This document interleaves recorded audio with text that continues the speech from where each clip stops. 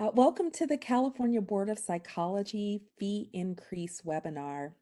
My name is Shakanda Rogers, and I serve on the board as Vice President and Chair of the Budget Committee. Today, we are joined by a few folks that I'd like to introduce. Ms. Antoinette Sorek, Executive Officer of the board, Mr. Jonathan Burke, Assistant Executive Officer of the board, Ms. Cynthia Whitney, Central Services Manager, Mr. Anthony Payne, our legal counsel, Mr. Sam Singh, Regulatory Counsel, Mr.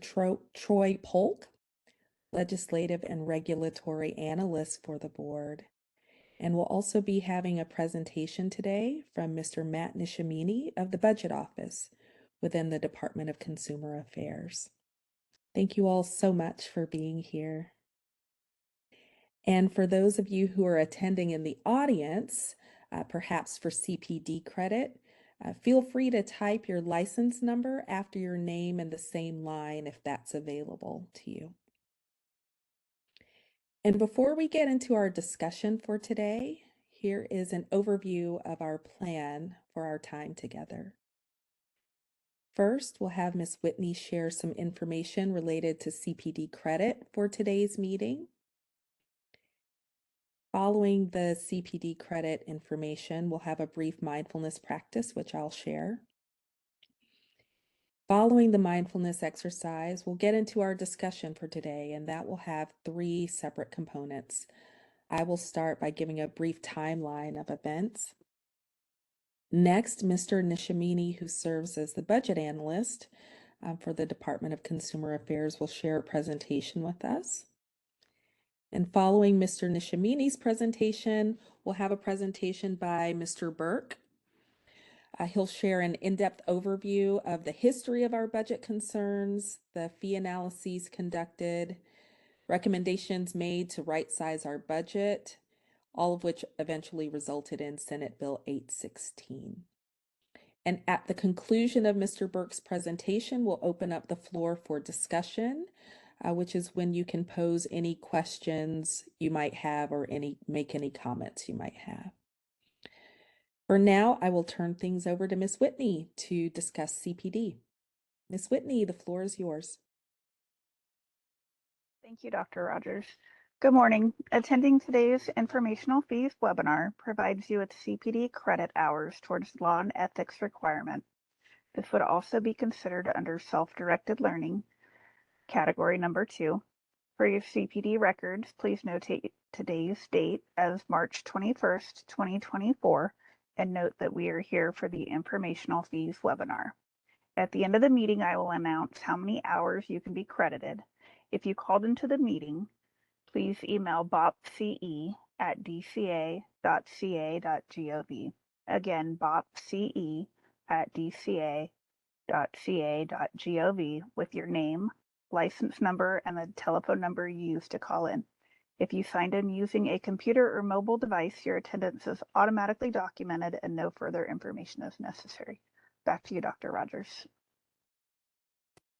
Thank you so much, Ms. Whitney. I appreciate your information there.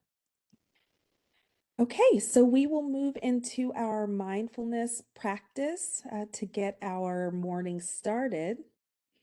I often try to think of what topic I want to share during these mindfulness exercises, and I find that it's most helpful to talk a little bit about what my own practice looks like. So what's been central to my practice lately is finding and returning to center. I think being centered and grounded is so incredibly important in our day-to-day lives. And it's even more important to be centered and rooted and grounded during times of uncertainty or times of difficulty. And so that's what I wanted to offer today.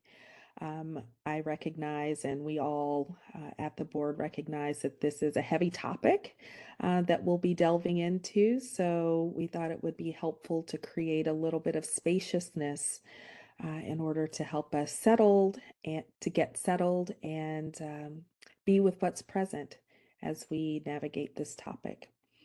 So, if you're interested in participating in this mindfulness practice, I invite you to find a position that is comfortable for you, something that will be supportive for the next few moments. That could be sitting, that could be standing, it could be walking, whatever is most helpful for you. I will be sitting.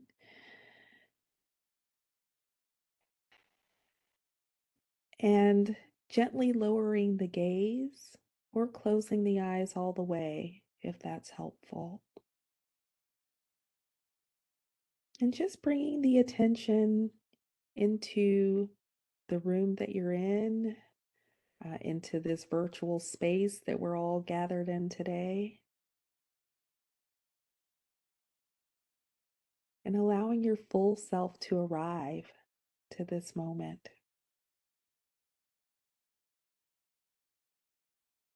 There are many things that took place before we logged on, and many things that await us once we log off.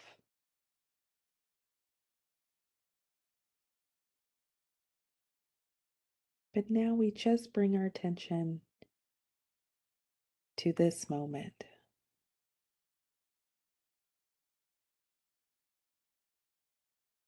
connecting to the breath as it flows in and out of the body.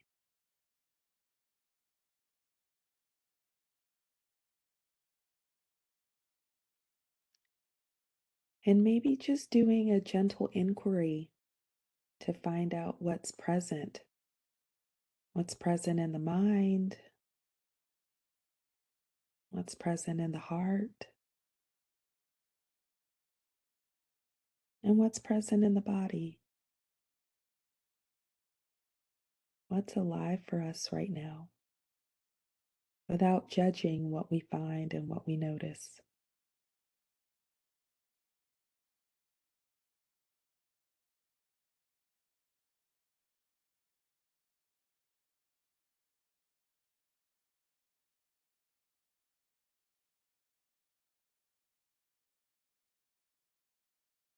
And if we think about this notion of centering, centering is about being grounded and rooted and anchored.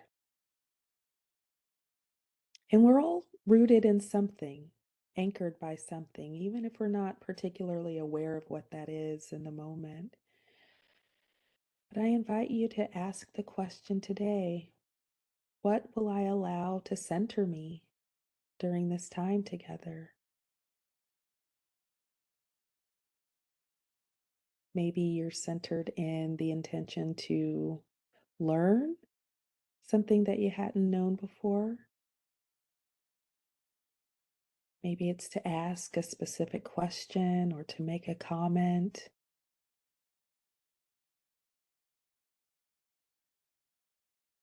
Or maybe it's to simply watch and observe.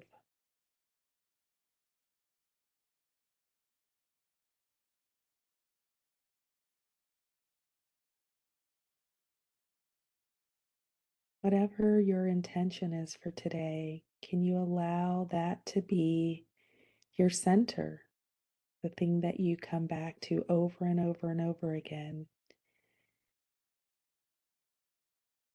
in this moment and during the rest of your day?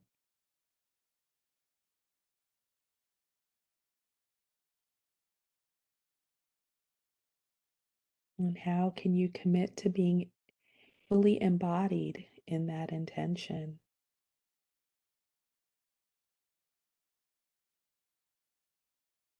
Perhaps you're centered in the intention to just be present. That's enough to be centered.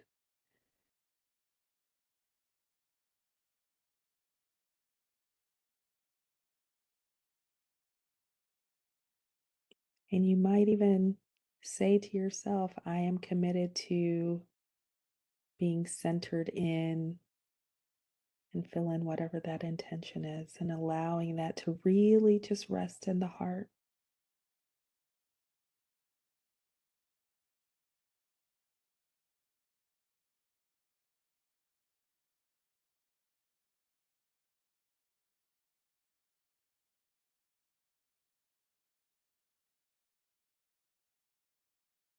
And for the next few moments, we'll just rest our attention on the breath,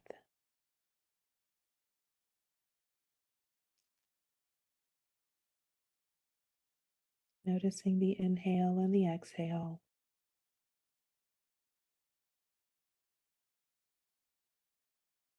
the rising and falling of the chest and the belly.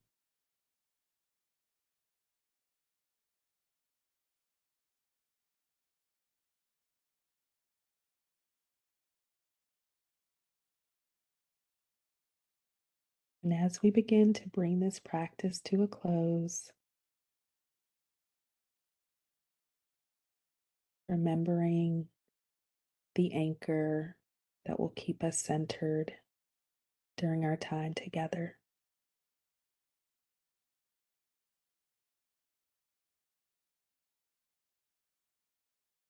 And when you're ready,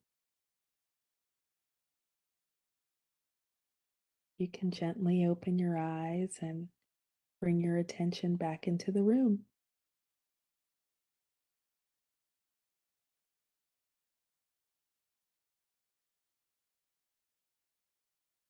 Thank you all so much for your practice.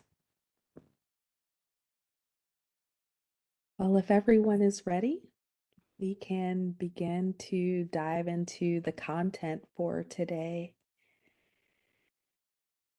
And to begin our exploration, I'll share that the board has been facing a budget structural deficit with expenditures outpacing revenue streams. In order to ensure the board's financial solvency, a number of steps have been taken to better understand the nature of the board's fund condition and how we're planning to remedy this problem. As such, it's important to give a bit of broader context for we as a board now find ourselves and the implications for licensees. And so I'll share a few facts about the board's financial situation and actions taken to date. As you know, the Board of Psychology within the Department of Consumer Affairs exists to protect consumers and promote quality services provided by licensed psychologists and registered psychological associates. The board's operations include processing and issuing licenses and renewals, investigating complaints, excuse me, drafting and promulgating laws and regulations, developing rules and policies to best implement laws, as well as providing resources to consumers.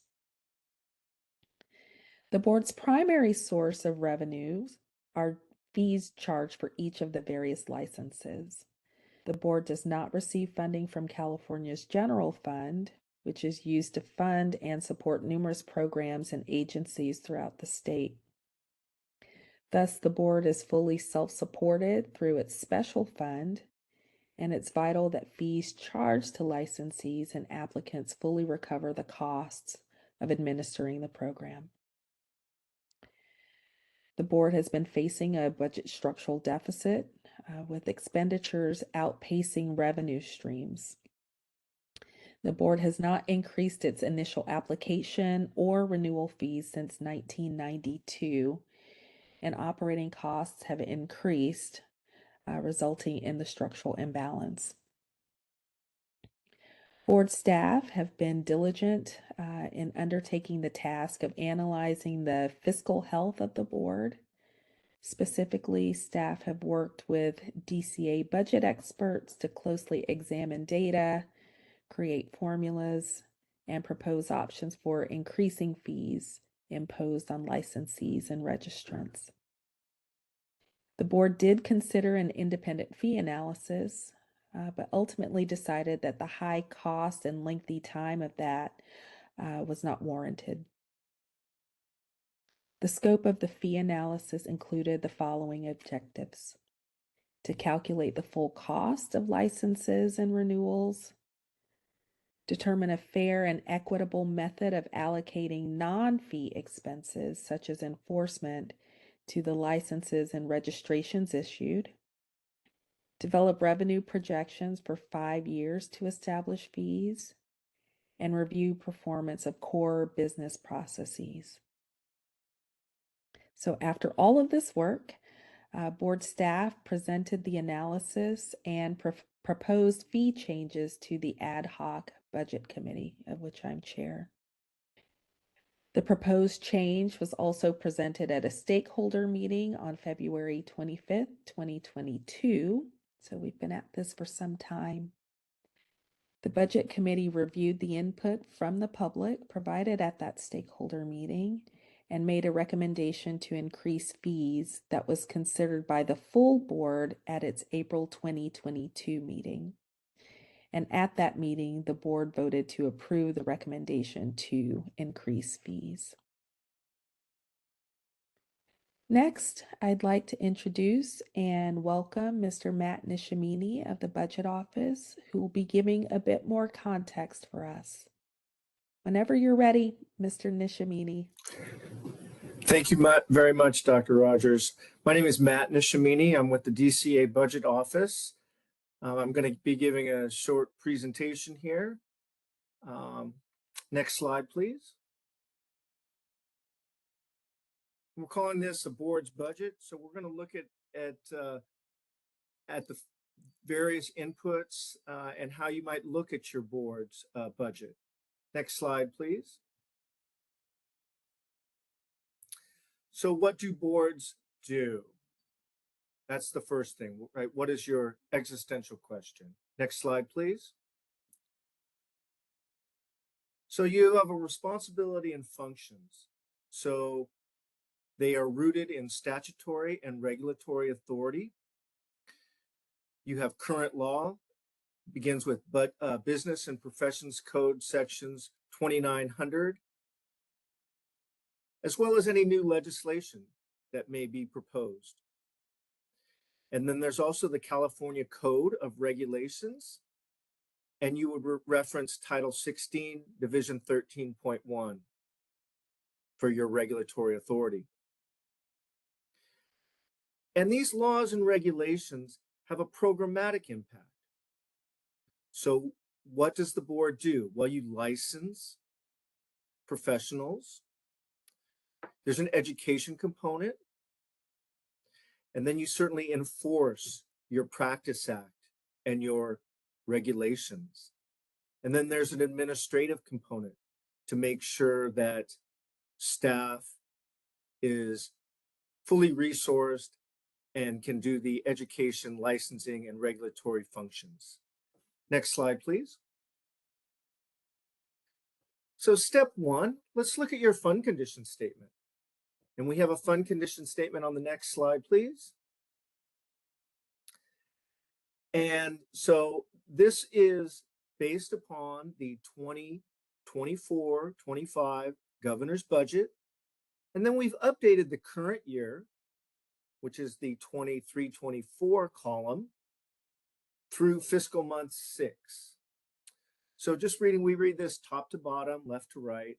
So the psychology fund, the official fund number is 0310. And we start with a beginning balance at the top. And then there are some revenues and other adjustments, incoming resources. In the middle there's a section for loans and transfers. So the board did have a general fund loan that was repaid last year. And then there's an expenditure moving down. The expenditure section is next. So that's the 1111. That's the board's appropriation and actual expenditures. And then there's some other direct draws. There's a supplemental pension payment that was to assist propping up the unfunded pension mandates. And then there is the statewide pro rata that goes to pay for the Department of Finance, the governor's office, etc. And then you end up with a ending balance. So that 2002, 22, 23 column, those are actuals. So that was the prior year. And so the board actually received 5.742 million in revenues. The loan repayment of 900,000 was repaid. The board actually spent $6.651 million and was left with approximately $5.661 million in the account.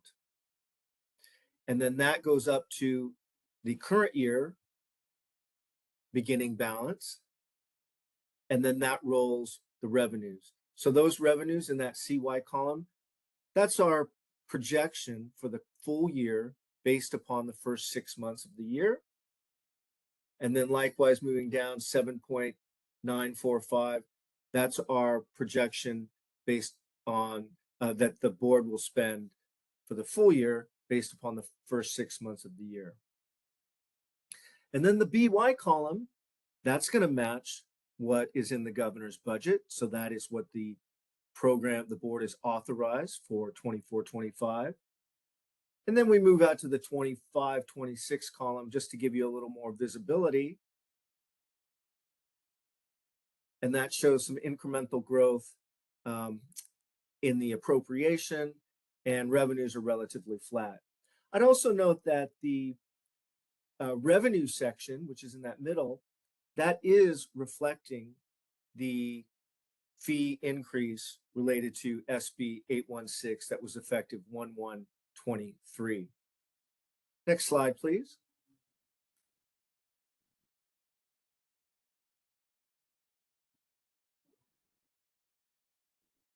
So the revenues, let's just examine the revenues for 23-24. Next slide, please.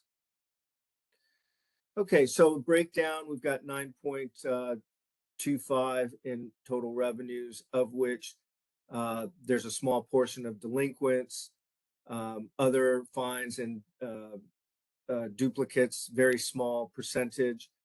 Initial license fee, exam fees, that makes up about 12%. Renewal license fee, that is on a biennial renewal cycle, and that is the greatest source of revenues, which makes sense, right? Because that is the greatest population providing fees, paying their fees. There's a little bit of surplus investments. There are no outstanding general fund loans. That's all been repaid. And then just to note, you will not see the word reimbursement on a fund condition statement. We don't consider reimbursements as revenues. They are netted out of the expenditures. So reimbursements might be if the board has an interagency agreement for fingerprint services or citations and fines, that would also fall under, could fall under reimbursements, but we net those out of expenditures. Next slide, please. Okay, next we're going to look at the expenditures a little bit. Next slide, please. So your expenditures are about $8 million projected, and there's a licensing component, right? So the board has a licensing staff to process your license applications. There's an educational component, right? So they are ensuring that everyone's completed their educational requirements and qualifications.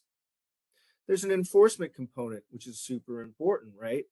To make sure that your licensees are in full compliance with the current law and regulations, as well as investigating and enforcing folks who are unlicensed. And then there's the administration, the operations, right, to keep the lights on. Next slide, please. And then there's some other direct draws, which I mentioned, the supplemental pension payments, and then the statewide pro rata, which goes to the Department of Finance, State Controller's Office, those centralized services that assist with the board's operations. Next slide, please. So a question we often ask is what costs, what expenditures are discretionary and non-discretionary? So we're going to look at that. Next slide, please. Okay, so this is a sample of the board's a projection document. And I believe that the board typically shows a similar document at their board meetings to go over their budget. So when we think of discretionary and non-discretionary, so non-discretionary would be things like positions, those at the top of this chart, personal services. Like if you have staff, you need to pay them, right? So it's non-discretionary. But there is some gray area where it might be discretionary, i.e., if you need to expand, if the board wants to increase its position count, then in that sense, on a long-term basis, the board could grow and increase positions. And so in that sense, it is a little bit discretionary. There are some choices. And then also to the extent that vacant positions are left vacant, then then there is some discretionary action too. Moving down for OE&E, general expense. These are like papers, supplies, office supplies. To some extent, it's discretionary, but on the other hand, they need the supplies. Staff needs their supplies. Printing, communications, postage, all of these line items, to some extent, are discretionary. But again, these are sort of basic things that folks need. So there's a little bit of discretion and non-discretion. Training facilities. This is the rent. So this would be a non-discretionary, right? You have to pay for your rent. Some of the departmental services, that would be the centralized services that DCA provides. So those are budgeted as non-discretionary. Let's see, what else do we have? Information technology and equipment, a little bit of both, right? So when I think of discretionary and non-discretionary, to some extent, they're both. Long-term, they're certainly both, and it's planning. And so that is the purview of the board to plan your future and to make sure that your operations are running smoothly, you're meeting your statutory and your regulatory mandates, etc. Next slide, please. So some things to consider when you're talking about discretionary and non-discretionary. What are your staffing levels and what is the composition? And then are they appropriate and sufficient to meet your operational goals and your policy goals? What are your policy and programmatic goals, right? What are you doing? And what do you want to do? Licensing timeframes, super important. Are you meeting those timeframes, acceptable timeframes for your licensee population? Are those timeframes being met? Enforcement timeframes, again, are those being met? Operating costs. What is the actual cost to operate the board? And by all indications, the board is operating very efficiently. And then most importantly, on an overarching scale, what are your short-term and your long-term goals, right? What are we doing today and what do we want to do tomorrow? Where are we going? So things for you board members and for you stakeholders to think about. Next slide, please. So the responsibility, right? So the board, again, has that statutory responsibility and regulatory. There certainly is a fiduciary responsibility. The board can't overexpend its budget and must remain solvent. The board has these programmatic responsibilities, right? To ensure that they are responding to your stakeholders and the licensees. Certainly there's policy goals and responsibilities. And then there's your mission statement. And then there's a responsibility for DCA too, as a because the board is within the Department of Consumer Affairs. DCA provides centralized services. So we have an executive office, which helps guide the board.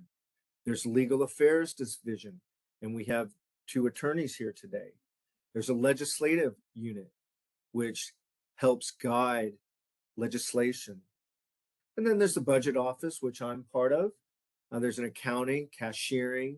There's an information technology unit. There's a procurement unit, as well as contracts. And then there's a facilities unit. And so these centralized services, we provide support and technical assistance to the board. Next slide, please. And really, so it's all together, right? It's the board working in conjunction with DCA and the stakeholders. And we're all part of the team, and that's what leads to a successful board and program. Next slide, please. And with that, I'm open to answering any questions, comments, or feedback. Thank you very much. That concludes my presentation.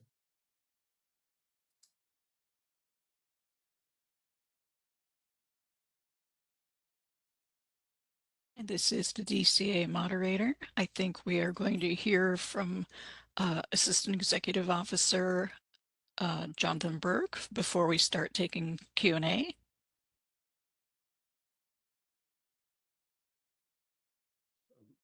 Hello, I just wanted to speak to the participants briefly that please, there will be a time for much broader comments about the board's actual fee increase after the presentation that I'm about to give. Mr. Nishamini is available to answer questions on the presentation he just gave, but he is not an employee of the Board of Psychology. He does work with us, but he has no responsibility for the fee increase that occurred. I just wanted to say that. So if you have questions specifically about what how the Board of Psychology is doing, the fee increase that we did, please hold those until afterwards. Thank you very much. That's all I wanted to say before we open up Q&A for about Matt's presentation. Thank you. Thank you. So this is the moderator. We're going to be using 2 forms of requesting to make a public comment. One is to click the hand raise icon, which is typically on the bottom row of your WebEx computer screen. If you're on a mobile device, it may be behind the 3-dot other options. And if you are a call-in user, you can push *3 to raise your hand. We'll take people in the order that they raise their hands.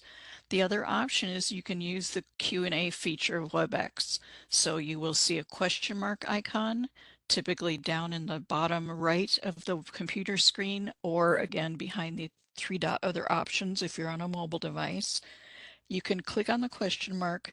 You'll see a comment field. You can say comment or I would like to make a comment, and then click send. So we will take those in the order received as well. Each speaker will be limited to 2 minutes so that we have time to address everything. And we will give you a 30-second warning. At the end of your 2-minute time, we will move on to the next comment. So at this point, we will start with some raised hands. We have a raised hand from Erica Anderson. I'm going to send you a request to unmute, and you will have 2 minutes. You're unmuted. Hello? Okay, Erica, we're not hearing you. Let's try one more time.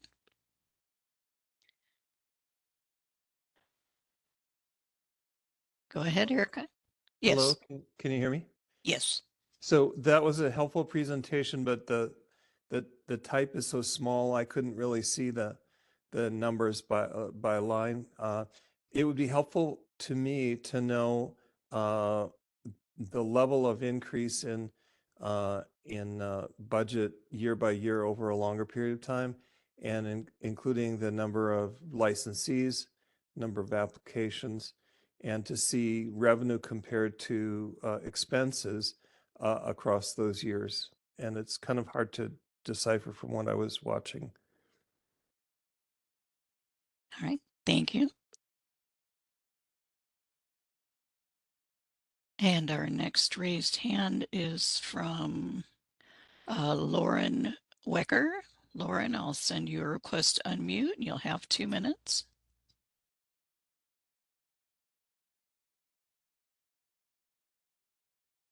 Lauren, you should get a pop-up.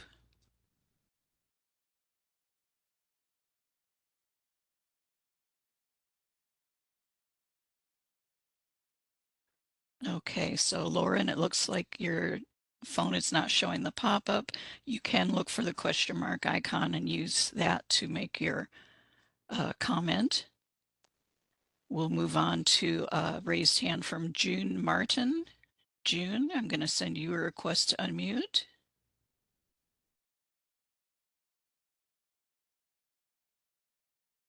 And June, you're unmuted. Yeah, the only question I had was the putting our license number with our name. And it said that if you went through the computer, you don't need to do that, or you do need to do that. You do not. We will be able to look you up by your name. Thank you. You're welcome.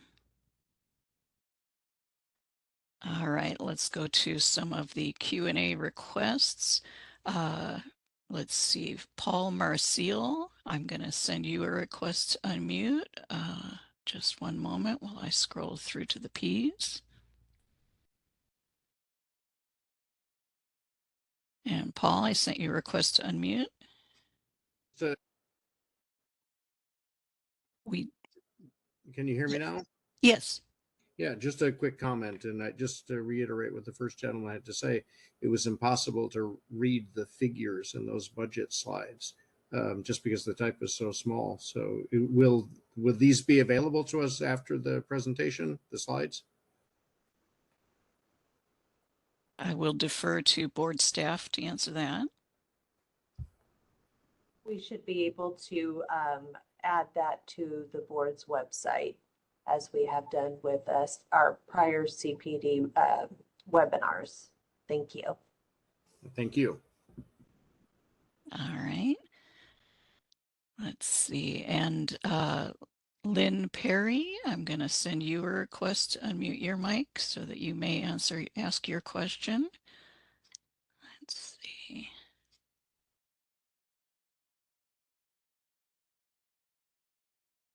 And one moment, I do not see Lynn in the attendee list. We may have to defer. All right. Rachel Friendly, I am going to send you a request to unmute your microphone. Just one moment.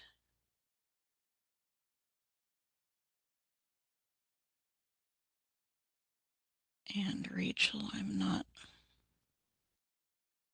let's see, not finding you either. Donald Wing, to answer your question, yes, if you signed in with your name, you do not need to include your license number. Let's see. June Martin, I'm going to give you one more try to unmute your microphone. I don't have another question. I don't know why it's saying that. So thank you. Okay, you're welcome. And Cynthia Webster, I'm going to send you a request to unmute your microphone. You'll have 2 minutes.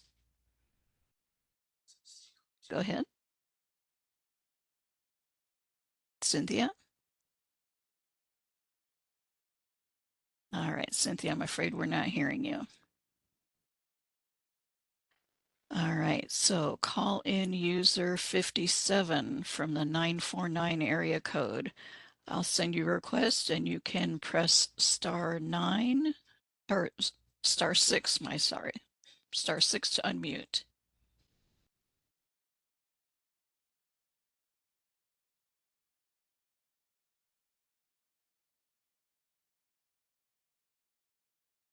And call-in user 57. Oh, there you go.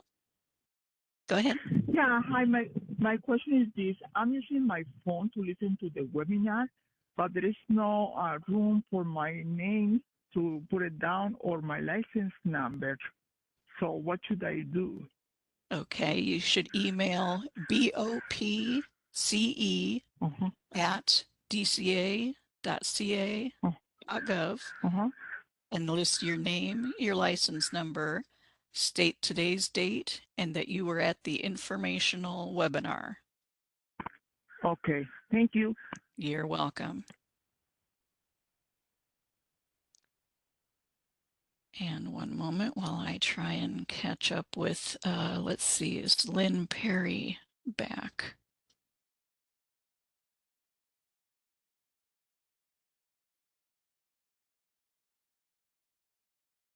And Lynn Perry, I'm going to send you a request to unmute so you can ask your question.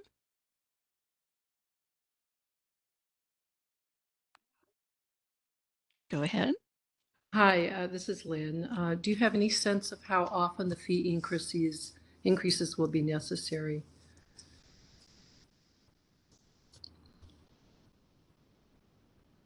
And I believe that is going to be a comment or an issue that will be addressed in the coming presentation.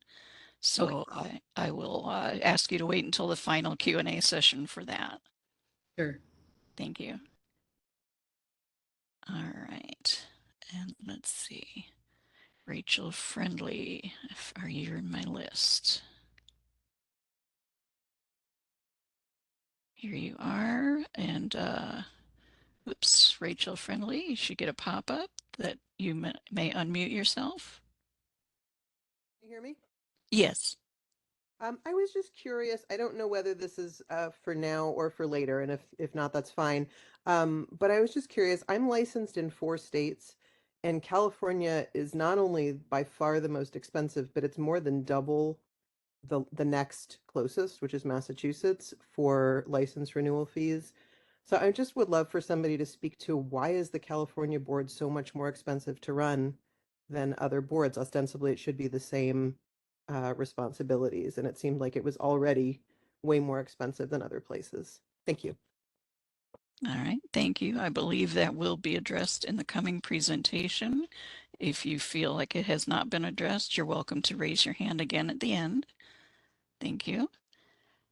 Let's see. I can try and see if Cynthia Webster is going to be able to check in with us. So Cynthia, I sent you a unmute request from your phone. There you go. You're unmuted. And your connection dropped. My goodness. All right, Cynthia, you may be interested in trying this through the Q&A feature, which would be the question mark icon. All right, let's see here. Tina has a comment. Let me go ahead and send you a request to unmute your microphone so you can make your comment, Tina.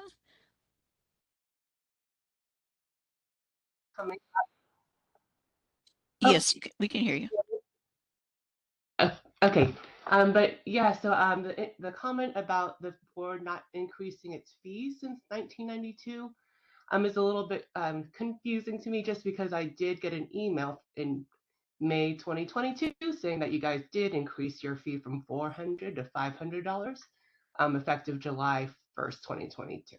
So just, I'm sure that there's still a deficit, but just yeah, just wanted to point that out. Thank you. And we are running out of time at this point. Mr. Burke, did you have something to contribute? I did, just to address that specific point about the 1992 fee increase. You're correct. We did, via regulation, increase the fee. Fees are set primarily in statute by the California state legislature. Those had not changed since 1992, and they were at the $400, which was the fee floor as they existed in statute. As a temporary stopgap in 2022, you're absolutely right. We increased the fee up to the cap to $500. So you're absolutely right. Tina is the only name I have for you. My apologies. So yes, that's a good point. When we're talking about not increasing fees, we're talking statutorily, which is a different kettle of fish. That hadn't happened for 30 years. And in the presentation I'm about to give, I'll show you a fund condition statement that existed prior to us doing that. And what that did was it helped us stave off insolvency just by 1 fiscal year. So yes, that's the background there and an explanation. But you're absolutely right to quibble that point, because we had increased our fees in 2022 via regulation, but not via statute. So I just wanted to address that. Thank you. And I do note that we are over our 10-minute comment period. If board staff would let me know if we should defer the rest of the questions or whether we should continue with the Q&A. Let's go ahead and continue with the presentations, and then we'll have time for Q&A after. Thank you. Thank you. We'll turn it back over. Shakuna Rogers. Thank you so much, Ms. Fisher. Before I continue on, I did see a hand from Mr. Nishimini. I wasn't sure if there was something that you wanted to add, Mr. Nishimini, before we move into the next section. Yes, thank you, Dr. Rogers. So Sure. I just wanted to correct the record. I misspoke. The current year revenues are 7.25, and I believe I said 9.25. So I wanted to correct that. And then I also wanted to address, there were 2 questions or 2 comments that the charts were hard to see. And I would just note that the fund condition statement, which was the primary chart that we looked at, is currently posted. It was included in the February 29th and March 1st board meeting materials. So that's already posted on there, so you can reference that as well. Thank you.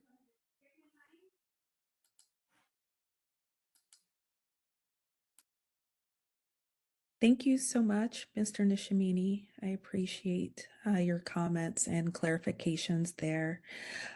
Also, just a bit of housekeeping for folks that were unable to see the documents shared in the slide.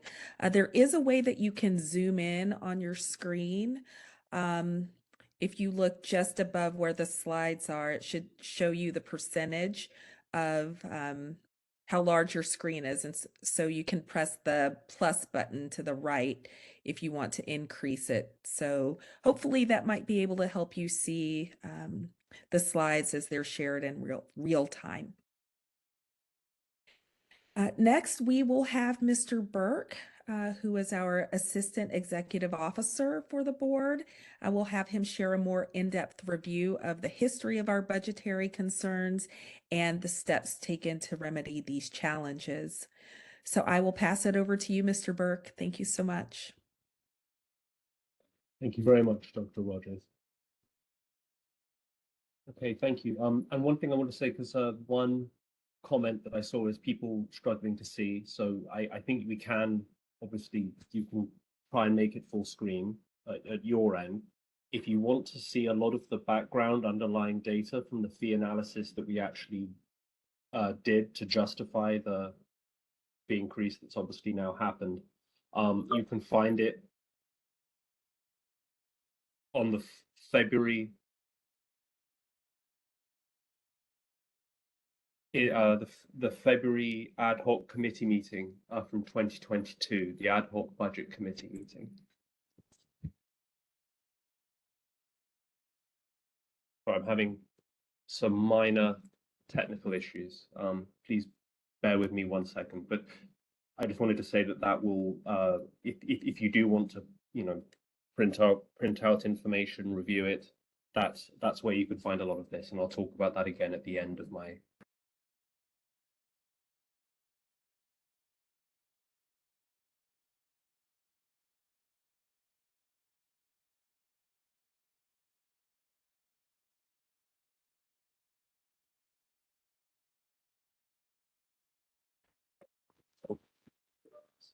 Thank you very much for being here today. I'll begin my presentation now. Thank you for bearing with me. The Board of Psychology, or the board within the Department of Consumer Affairs, DCA, exists to protect consumers and promote quality services provided by licensed psychologists and registered psychological associates. As such, the board's operations include processing and issuing licenses and renewals, investigating complaints, developing rules and policies to best implement laws, as well as providing resources to consumers. The revenues received from licensees fund completely the operations and activities that keep us functional. Next slide, please.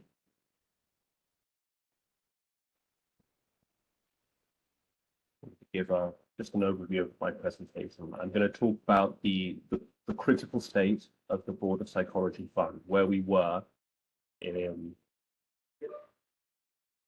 2021, 2022, and even going back before that. The fee audit, the scope and methodology of the fee audit, which staff conducted to determine where the new fees need to be, our plan for building a sustainable future ongoing, and then finally steps we took to change the fees in statute. Next slide, please. This is just some general background. So the Board of Psychology currently has a budget appropriation, the current budget of about $8.5 million. And the board's budget year, fiscal year, goes from July 1st to June the 30th. Next slide, please. Okay. The board was facing a structural deficit with expenditures outpacing revenue streams. The board had not increased its initial application or renewal fees in statute. This is in going back to 2021. We hadn't done it at all in statute or regulation, and then we did the small increase in regulation to stave off insolvency by one fiscal year.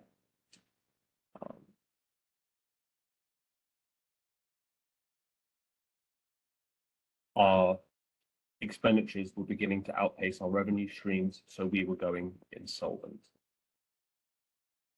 Next slide, please. And of course, from 1992 to 2022, the CPI inflation had gone up approximately 100%. So just fees should have doubled in that time, but they hadn't. They've remained flat.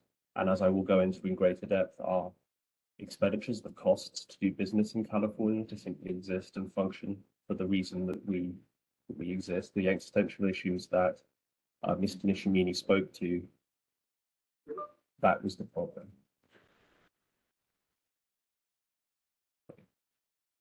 Just a note on our fund, it is a special fund. We are funded completely from essentially licensing revenue.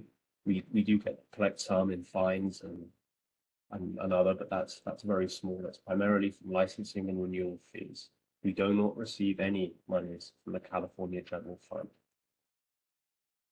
And therefore, it is vital that the fees that are charged to licensees and applicants fully recover the costs of administering our entire program. For some of these fees, we allocate direct costs. How much does it cost us to process an application? However, there are other indirect costs, which I'll go into in greater detail about this. And then it's how do we allocate and spread those costs around? Where does that money come from? Next slide, please. Okay, so this is a projection from, again, this is data showing you where we were. So this is based on the old model. So you can see our budget and our expenditures were in line. We were in 2015, 16, 17. We were all right, although there were already problems on the horizon because expenditures did keep increasing. Our budget also kept increasing for reasons, we did the fee increase in 2021, in 2022 for the regulation that helped a bit. Also, buried within this annual budget data, you will see we got some big general loan funds back. I believe it was the Schwarzenegger administration sort of raided special funds during the budget, the financial crisis that we had there in the early 2000s. And then they paid us back over the following years during Governor Brown's. Governor Brown was big on paying off his wall of debt.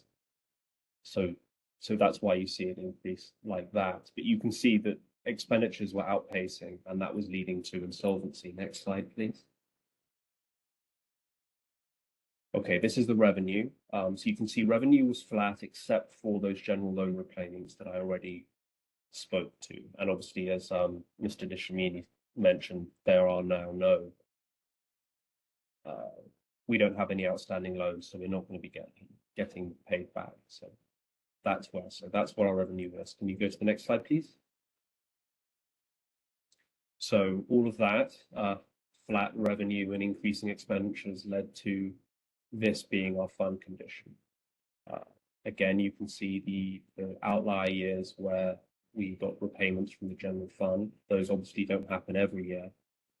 And you can see it trailing off with insolvency being staved off in 2023, 2024 because of the regulatory fee increase we were able to do, going from 400 to 500 in 2022. But 24-25 was the year we were going to go into the red.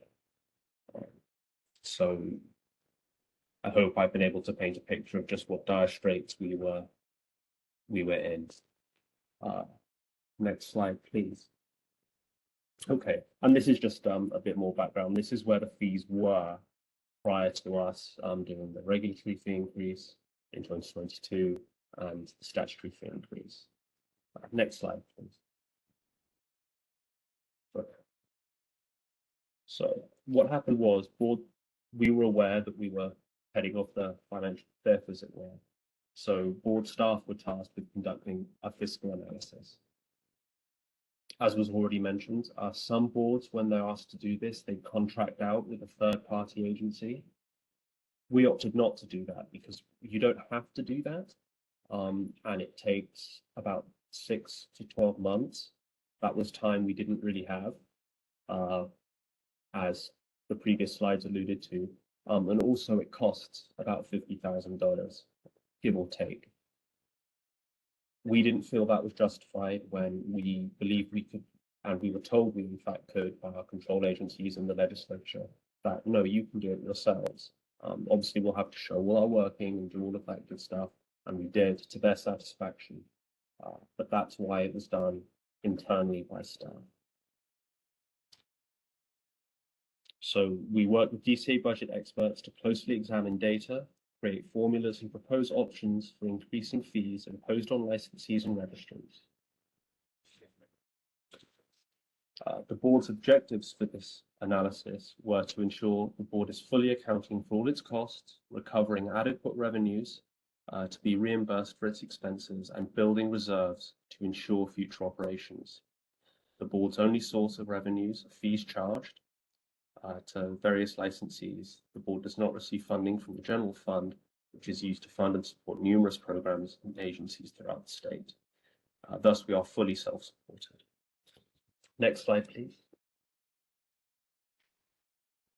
Okay.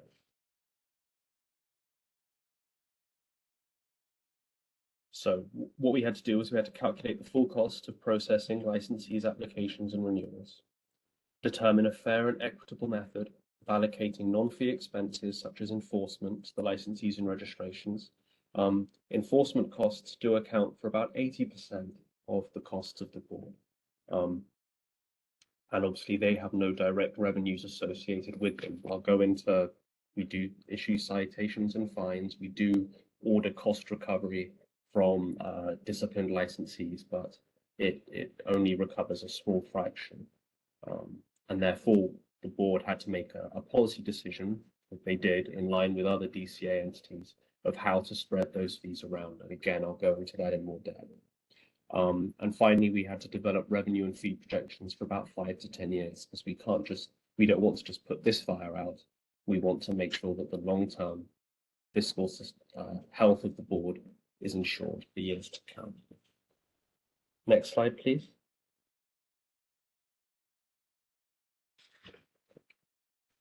So this is just a very, again, this is just a brief overview before I get into the details. So we had to calculate what are the full costs of services, identify our core business processes, and then determine a fair and equitable pricing model. Next slide, please.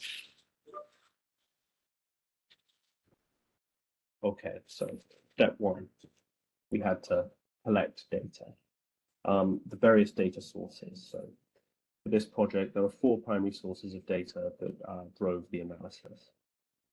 Budgeted expense data, which includes salaries and benefits, services and supplies, overhead, including DCA and state pro rata, which is fees that we pay to them for the services that they provide to us. And then external enforcement costs from the Attorney General's Office, the Office of Administrative Hearings, and evidence or witness fees. That's sort of the first bucket. The second, time estimates for staff to process each license and registration type broken down by core processes or activities. These include activities such as initial review of applications, review application for completion, final license issuance, process the law and ethics exam, results of applications, processing hard cards and renewals, then staff participation and support of administrative services. These include regulatory policy and review, and then enforcement support and administration. And another area of data is activity data, such as the annual number of licensees, registrations, and review. So in terms of,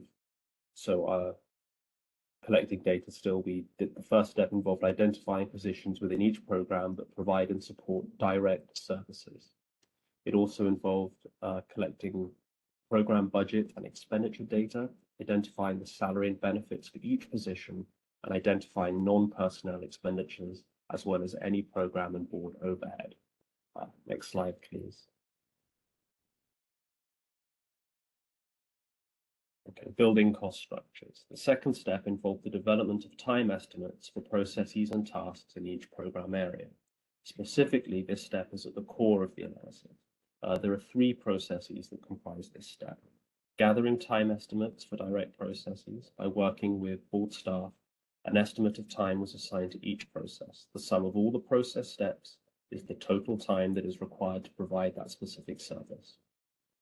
Calculating hourly rates and the cost of service. Once the total time for each service is calculated, the cost of service is calculated based on hourly pay rate for individual staff members as provided by DCA. And gathering activity or volume data. A critical element of analysis was the number of times a given license or certificate is provided on an annual basis.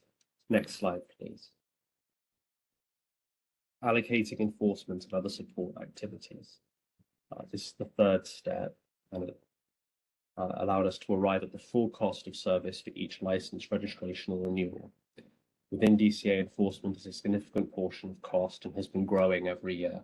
I'll go into the growth in a little bit, but as the previous presenter mentioned, it does account for about 80% of our expenditure. Step four. Next slide, I'm sorry.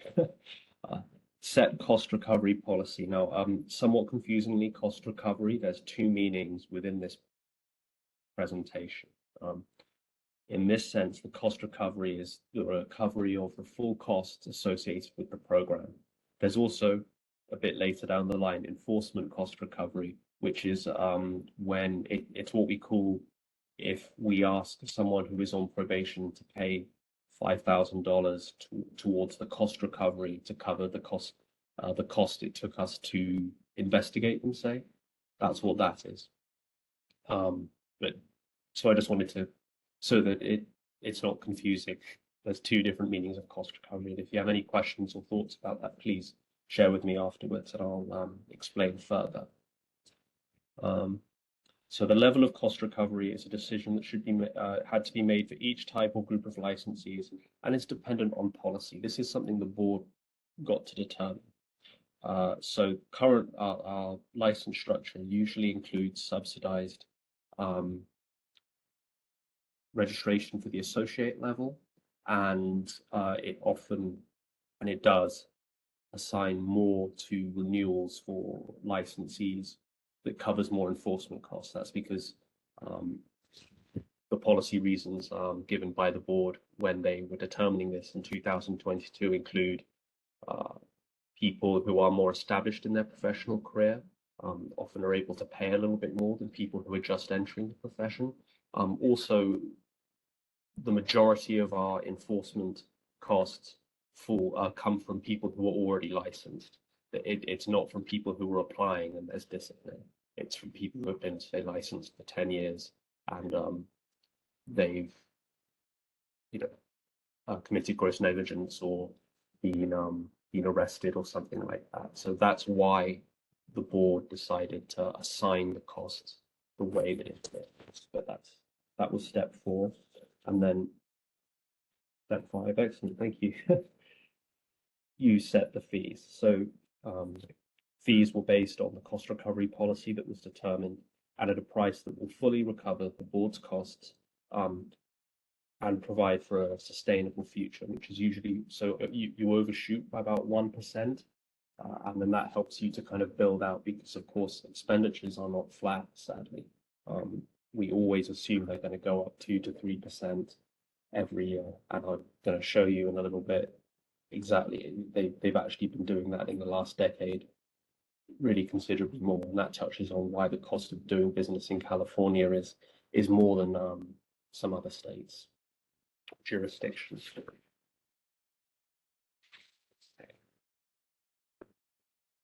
Next slide. Okay, before I jump into this one, I wanted to talk about how we assure the accuracy and quality of results is an important function of any analysis, and it certainly was to this one. It builds on the concept that a quality process assures a quality outcome. So we did a number of quantitative checks where we basically determined, are the total costs that we have coming into the model, the budget, equal to the total costs coming out? So we had to ensure that our revenue structure that we were moving towards would account for all of our expenditures. 2, were the total number of staff hours available fully accounted for in the model? Yes, we believe that they absolutely were. Control agency believed that too, as did the legislature when we submitted this. And 3, does the projection of annual revenues built into the cost model reasonably match projected revenues from the budget office? And it did. So that was the quality assurance side of it. Okay, now I'm going to talk about direct and indirect allocated costs. And I apologize, this might overlap some with what Mr. Nishimini said, but it is very important to understand how we got to where we are today. So direct costs versus indirect costs. So direct costs are defined as the direct time required to process a specific application type. This is driven by a calculation of a productive hourly rate for each staff position. This rate includes salaries, benefits, and a prorated amount for services and supplies.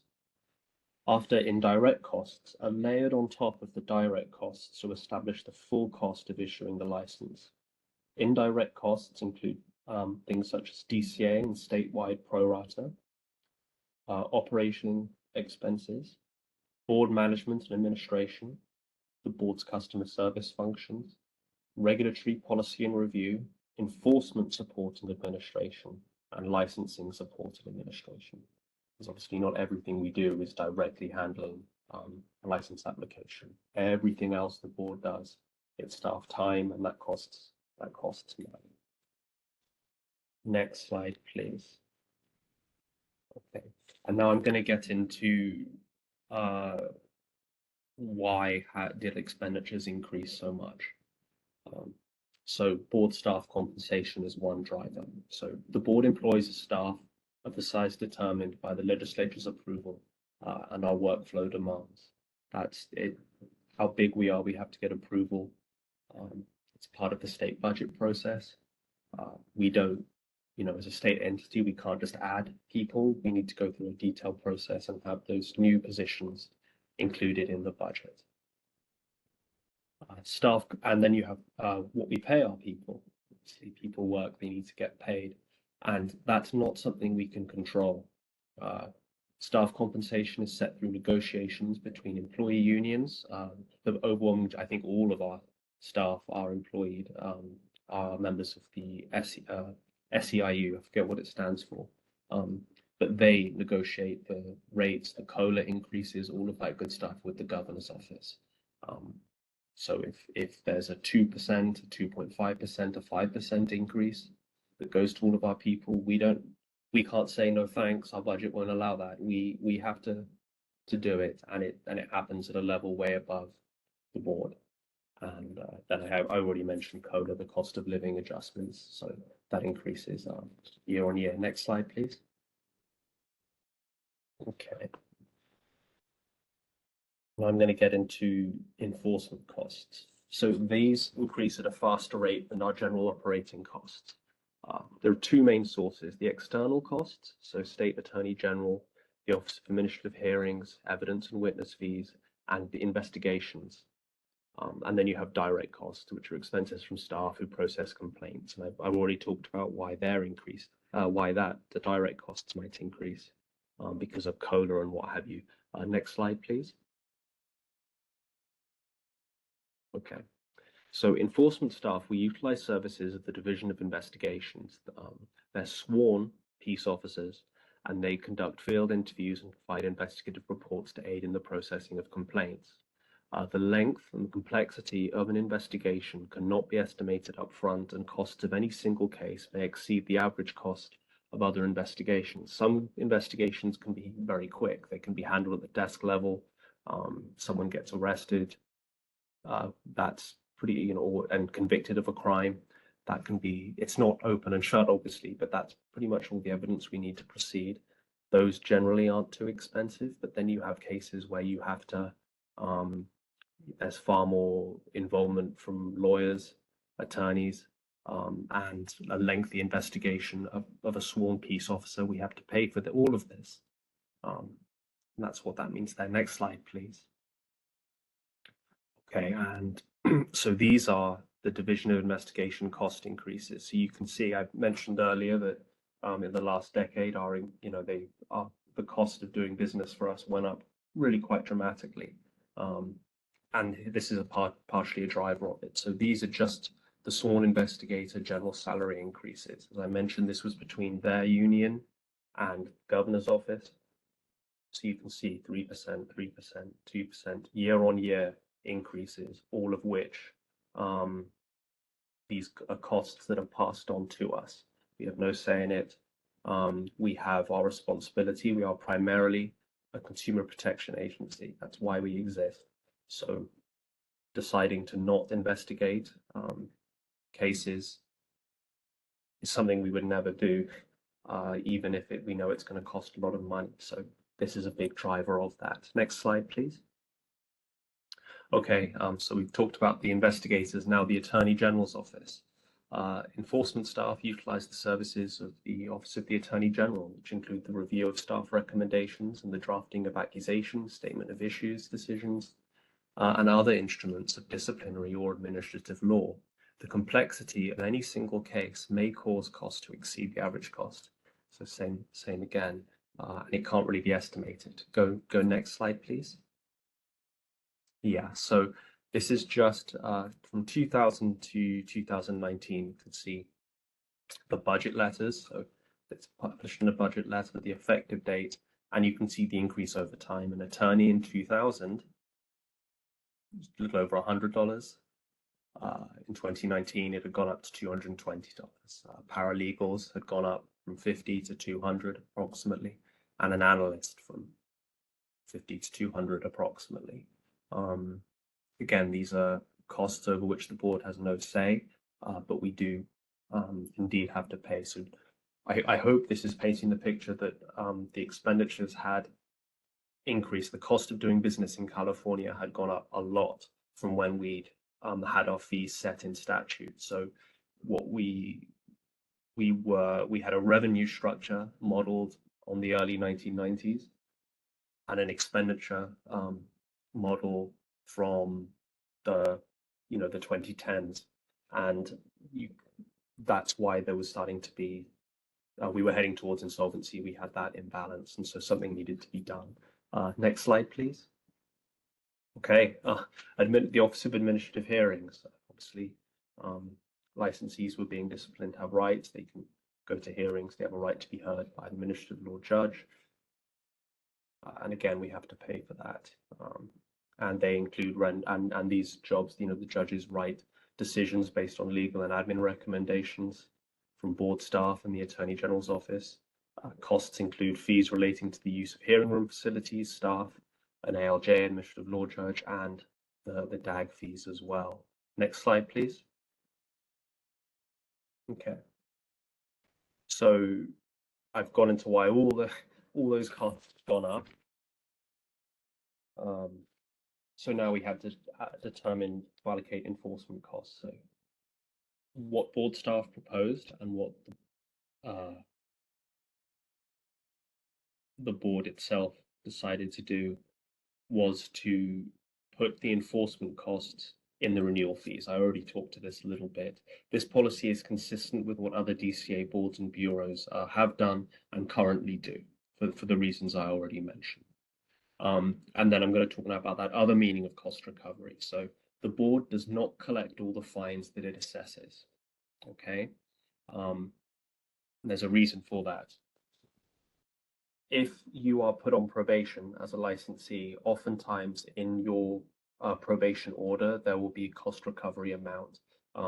It is based on how much it's cost to for the investigation and the process to get you onto to discipline your license. It's not always the full amount, and supposing it's $5,000 and you're on probation for 5 years, you'd pay in installments, you probably in that case $1,000 a year. So we wouldn't recoup it all immediately. Oftentimes we will include the cost recovery amount ordered, but then the license is surrendered, or it's you know, we take it away. In which case, once, you know, our consumer protection mandate has been fulfilled. Okay, you're not a licensed psychologist anymore. We don't then chase after you for that cost recovery. No DCA board does. The consumer protection issue, if you try to get your license back as a condition of us giving the license back or allowing you to be licensed again, I know I'm using inexact language for that, and I apologize. We would say, okay, well, you still have this outstanding amount you have to pay, but that's where we are. And again, this underlines the point that enforcement doesn't really generate it costs far more to us than any revenue it would bring in.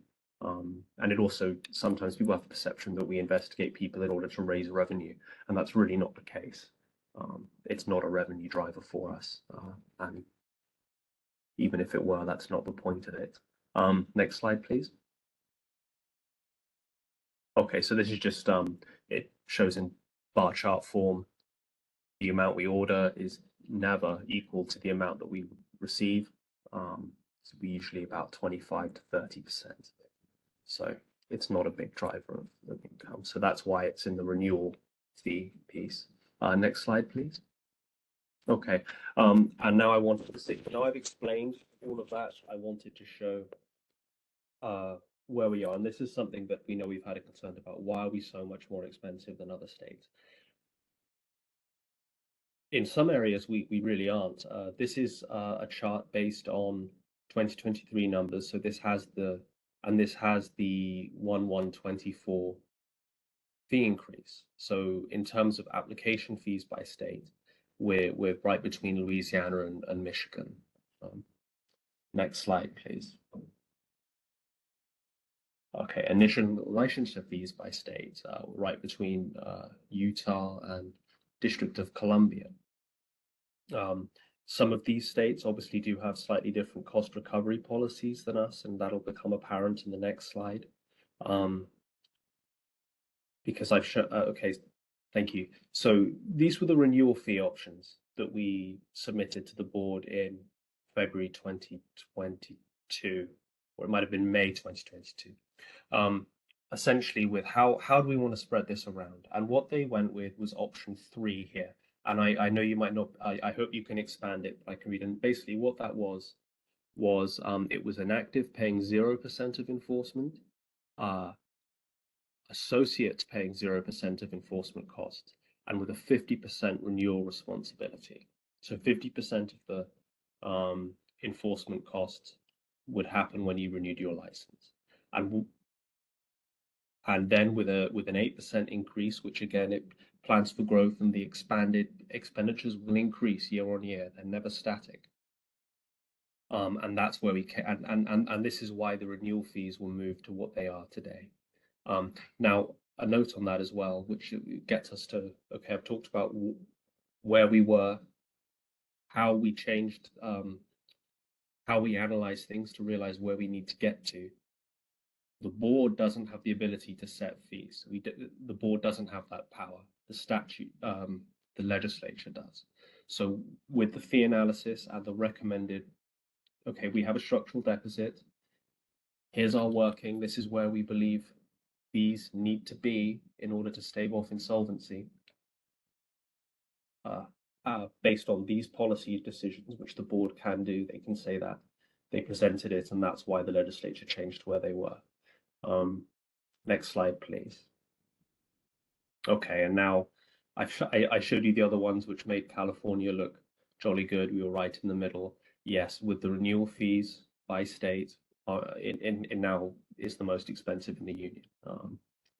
A little bit more than Oregon, and then there's a bit of a drop down to Nevada and Connecticut. So I showed you that because I showed you the other ones, and I thought I don't want you thinking you guys are aware that it's now more expensive to renew a license in California. But that being said, I hope I've explained to you why it's so much more expensive. And it stands to reason somewhat. California is a more expensive place to do business than most other places. And for all of these other reasons, the reasons I've already spoken on, that's why it is where it is today. Next slide, please.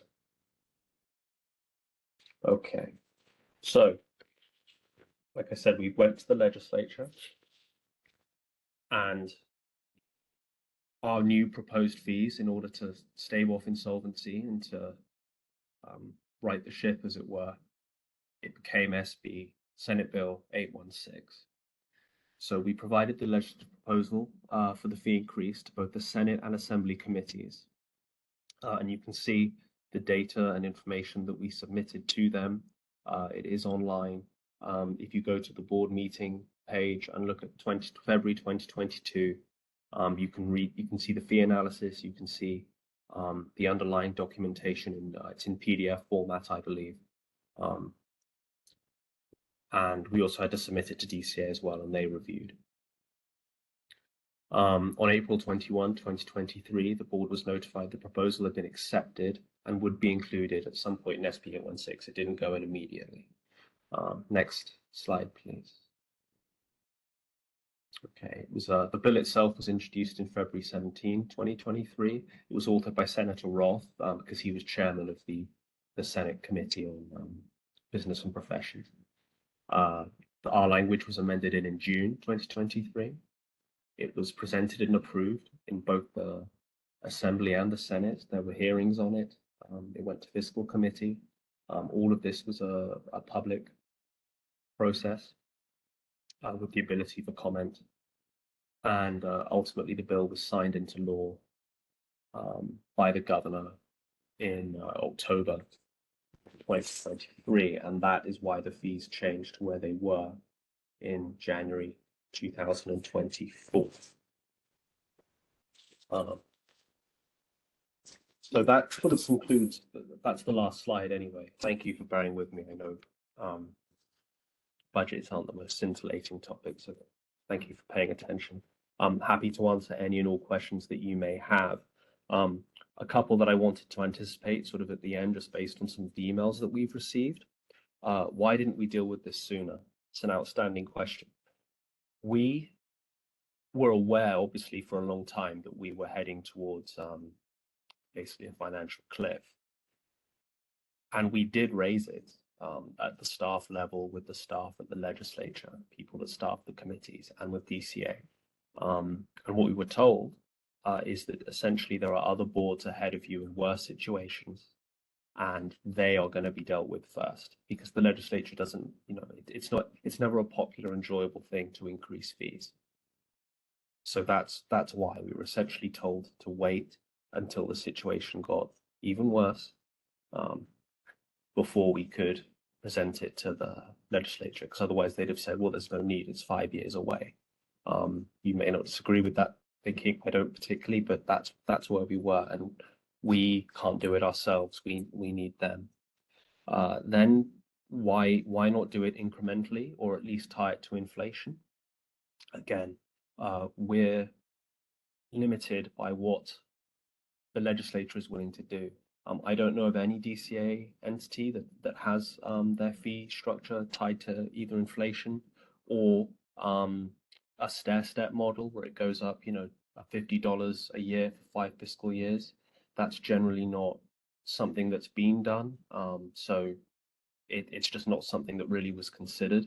What we do have now, if you see and look at the language from the bill, we have where the fees are today, and then we have a statutory cap. So the fee statutory cap, the fee renewal could go up to $1,100. And we now have the ability to do that via regulation. It's not imminent, it's not planned. I don't want to panic anyone. And I just want to say as well, it would be a completely public process. We would have, like we did with this, stakeholder meetings, webinars. We would talk about it in board meetings. It would have to be, the language would have to be approved. CPA would get involved and send alerts on it. And again, we would always have to show our working, like I've sort of explained what we did during this presentation. Okay, well, thank you very much. That's all I have at the moment. Thank you so much for your time. I really appreciate it. I know you're all busy, hardworking people. So please, any more questions or comments that you have, I'm happy to answer any of them. Thank you. And this is the moderator. As before, we are displaying instructions on how to ask to make a comment. Each commenter will get 2 minutes to speak with a 30-second warning. And at the end of the comment time, you will be muted so that we can move along to the next person. We will attempt to go in order of the hand raises and questions submitted. And we do ask everyone to be respectful and precise. We will be displaying information about the continuing professional development credits at the end. So please defer those questions until the end. So our first raised hand here is from Eric Samuels. Eric, I'm going to send you a request to unmute and you will have 2 minutes.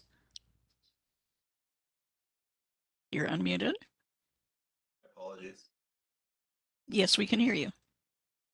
I must have raised my hand earlier when I had a more of an administrative question. My apologies. All right, thank you. And let's move on to Karen McDonald. I sent you a request to unmute.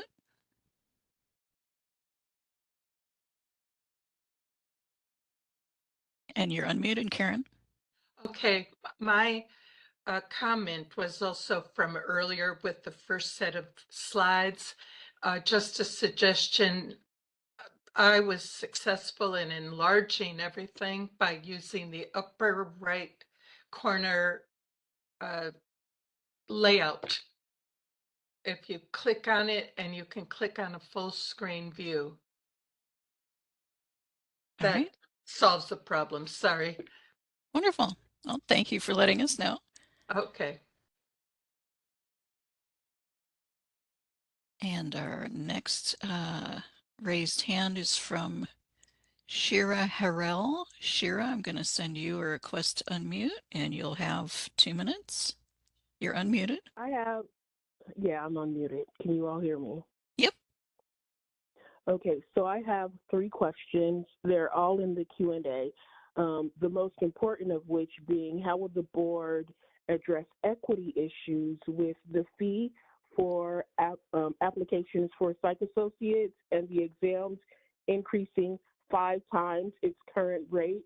The psych associates and people who are seeking to take the licensure exam, the EPPP specifically, are usually the people that don't have $400 something to pay for licensure and that process. Additionally, it also significantly prohibits and will have a negative impact on BIPOC individuals who could be clinicians. And then my second question would be that we could be licensed in other states at a lower rate and do telehealth. Why should we stay in California and pay this rate, especially since the board isn't approving SITE Act? And then thirdly, if you all could provide some rationale or whichever rationale the decision makers use for the increase from $7.95, which was the suggested option 3, to the current $8.25. And I know it's only $30, but it's not only $30. That would be really great. Thank you. Thank you. And I'm seeking direction from board staff. Did you want to answer questions as they are asked, or did you want to take notes and continue?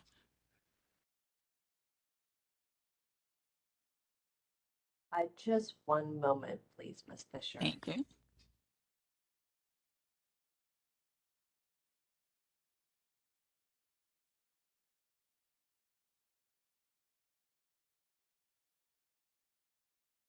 It's Assistant Executive Officer John Burke again.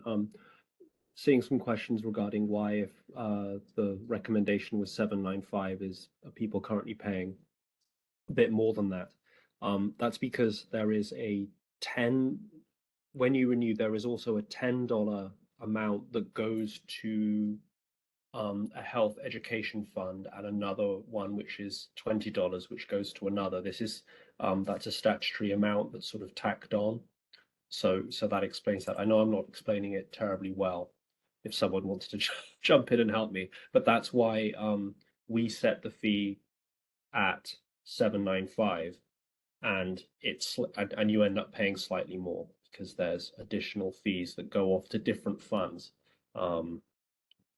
Yeah. Thank you.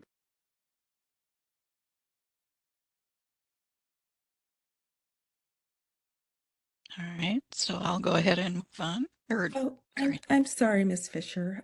This is Dr. Rogers. I just wanted to address the question about the equity issues. This was a very long discussion that we had during the budget, the ad hoc budget committee. We recognize that raising fees of any amount would produce hardship for applicants and licensees that were seeking to renew, especially in these times where costs are going up across the board, outside of just the Board of Psychology, but just cost of living increases are really astronomical. So we were aware that this would create quite an impact.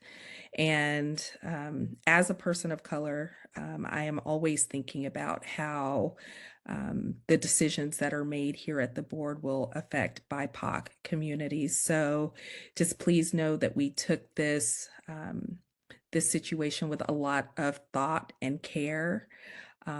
We did not make these decisions lightly, but of the 4 options that were chosen, we tried to find the one that felt most reasonable.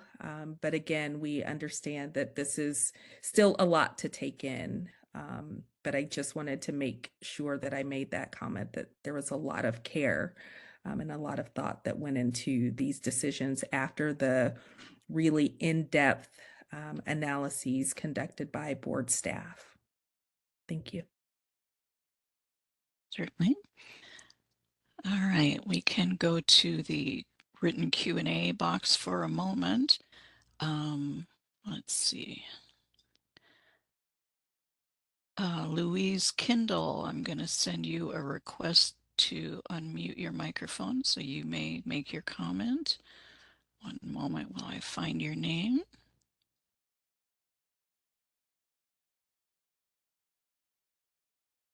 All right, and Louise, I've sent you a request to unmute. You're unmuted. My question, is there anything in the works to help fund the California Board of Psychology besides psychologist fees? Are there any sort of government grants? I recall in 2022, California had a $45 billion surplus. Was any of the money from this surplus sought by the California Board of Psychology? I really don't know if this is done, but the BOP is a vital agency.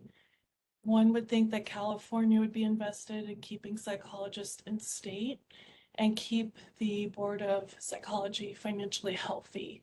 I appreciate we're in a serious deficit now, but thinking forward, what is the plan to create a better buffer, specifically a better buffer that does not just rely on psychologists' fees?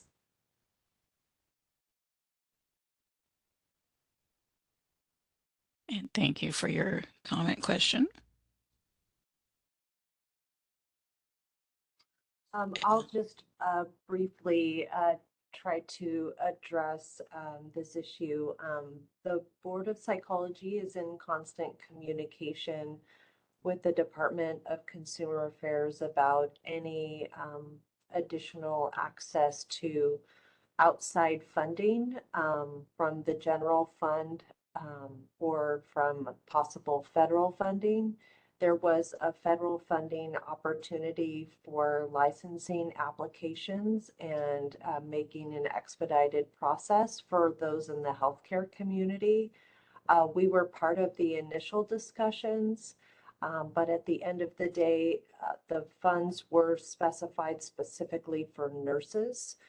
So nurses, the nursing board received the funds for that.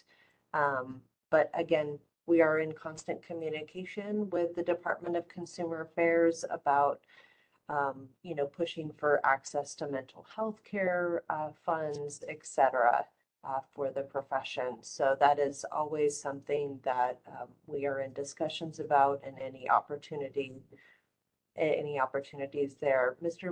Nishimini, did you have anything you would like to add to that?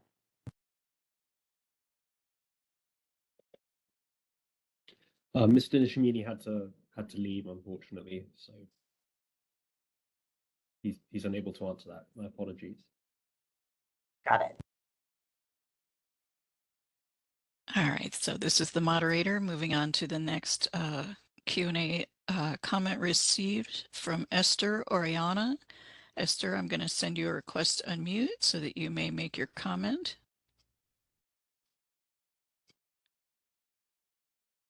And you're unmuted.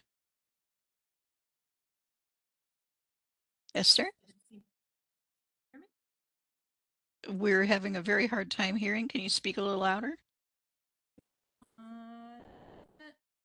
How's that any better? Oh, that's much better. Thank you. Okay, just had to get really close to my computer. In Great. the slides that were presented showing the amount of revenue and expenditure, the revenue didn't really seem to make sense to me in terms of what was projected for 24-25, with at least renewal fees being essentially doubled compared to what the revenue was in 2022. And I just quickly looked at the DCA records that they had listed for 21-22 data, and it seems like there would be like several $1 million more in our revenue, and I'm just wondering why the slides are not reflecting that.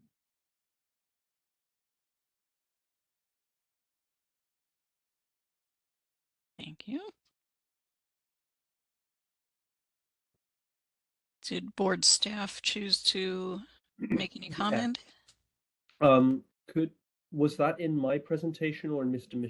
Nishimini's presentation? I think to answer it adequately, I'm going to have to ask if you could email me separately, and I apologize to everyone else on the call, but in order to do the maths and so on. But which slide specifically you're referring to, if you can remember, please? Yeah, it's in the question. It's the year over year slide. There just didn't seem to be a significant difference last few years where the revenue gained was less than $1 million, but with the fees, I would expect there to be a significant amount more revenue, even though the expenditures might still be higher than the revenue at this time, until things are right sized. Okay, was that in the presentation that I gave?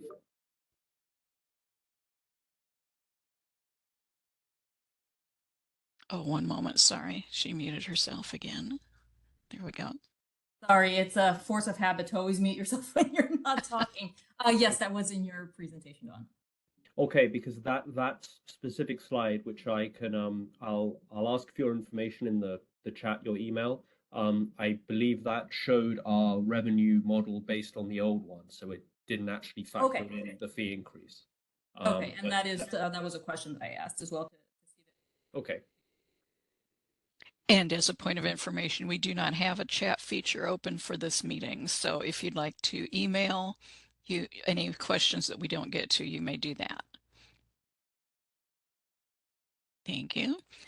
All right, so moving on, let's go ahead and tackle some more raised hands. We have a raised hand from, now Shira Harrell, did you get your questions answered? I'm sending you a request to unmute so you can confirm.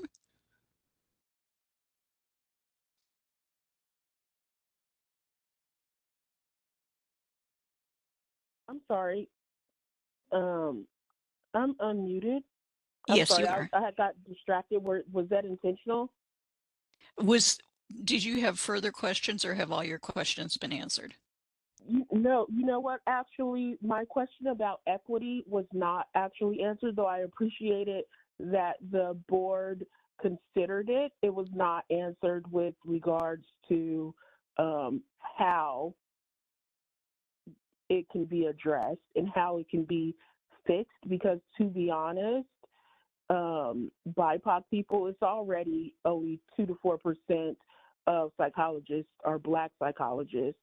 So the statistics on our numbers are already excruciatingly low compared to the actual population. So to add to the barriers to entry into this field in this state, it's untenable. So I'd really like a real answer, if you all can, please.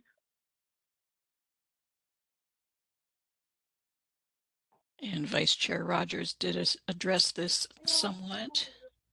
It may be longer than. Sorry, go ahead.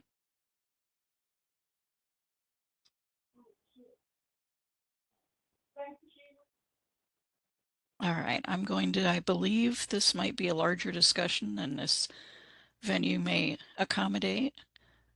My apologies. Let's see, we have a question from Michelle Cuevas. Michelle, I'm going to send you a request to unmute your microphone. One moment.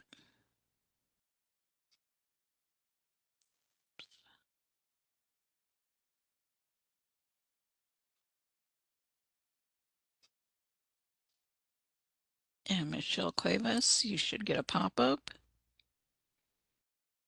I was in reference to John's slides. It looks like you're comparing states and related to our fee increases, but I'm not seeing the population and the number of licensed people in comparison to our state. So I imagine, like, yes, the operating costs for these states might be similar, but the amount of contribution and paying members might be different from state to state. So can you clarify that for us related to that, how you made that comparison across states? This is John Burke, the Assistant Executive Officer of the board. The way I did it was I went to ASPPB's website and I just looked at what's the licensing, the application fee charged by each jurisdiction. And I looked at how we compared. You're right that it's not completely adequate comparison because yes, there are big, we have far more licensees than Utah or in fact most other states. So our revenues are higher, but more licensees means more workload as well. So we have, we're a much larger organization than the boards in many others, and with that comes more costs. Is that adequately answer your question? Just explaining it was yeah, that's why I did it. Thank you. And our next question in the Q&A comes from Patricia O'Neill. Patricia, I'm going to send you a request to unmute so you may make your comment or ask your question.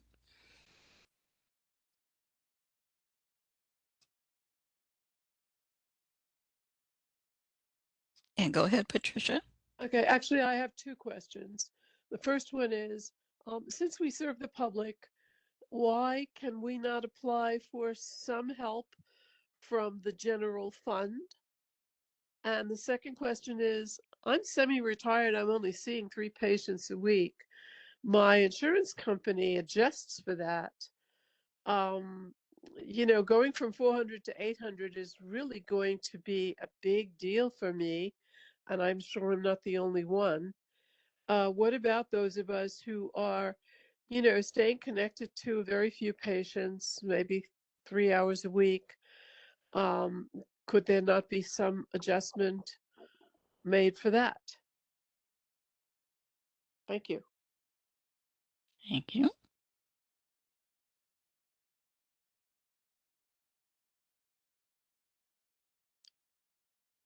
And I will give a moment to if board staff wishes to make any comment. Otherwise, I can move on to the next. This is Antoinette Sorick, Executive Officer. Just a note that we do have an inactive status, which is a lower amount. However, that does not allow for practice to happen. But if someone was to go on a break from practice, that may be a less expensive option to consider. Another non-practicing status is a retired status. I know that may not help, but I just want to let folks know that those are also other statuses that are options to maintain a registration or license. Thank you. We have. Hi, I'm sorry, Ms. Fisher. This is Dr. Rogers. I just wanted to weigh in. I hear the comments from folks in the audience about how high these fees are. And as I mentioned before, that there was a lot of thought and care that was placed into this. This is really about the cost of doing business and the cost of keeping the lights on at the board. And so in our efforts to figure out how to avoid insolvency so that we could continue this profession in the state, we had to spread it across all groups. And unfortunately, it is requiring that many of us, all of us, will have an increased cost, whether we're working full-time or seeing fewer patients, thinking about our intersectionality and how we show up in the world. It is a huge burden that we're all going to have to shoulder in some way. And so again, I don't want the comments that we're making as board members and board staff to come off as insensitive and not taking into consideration the full weight of how this is impacting all of our stakeholders. But this is sort of kind of where we are in order to keep the profession moving within the state of California. Thank you. Thank you. Our next comment is from Heriberto Sanchez. I'm going to send you a request to unmute so that you may make your comment.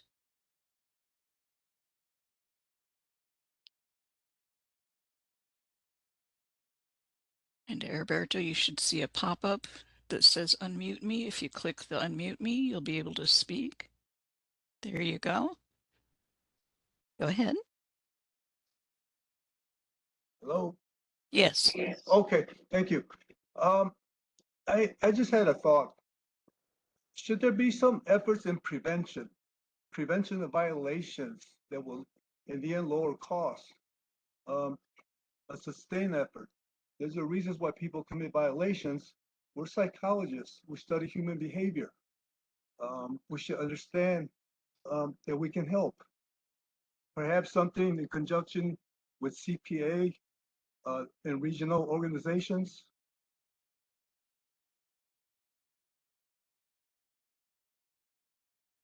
All right, thank you. And also, when is doomsday and what will happen if the board runs out of money? Thank you. All right, thank you. I can take a stab at answering both of your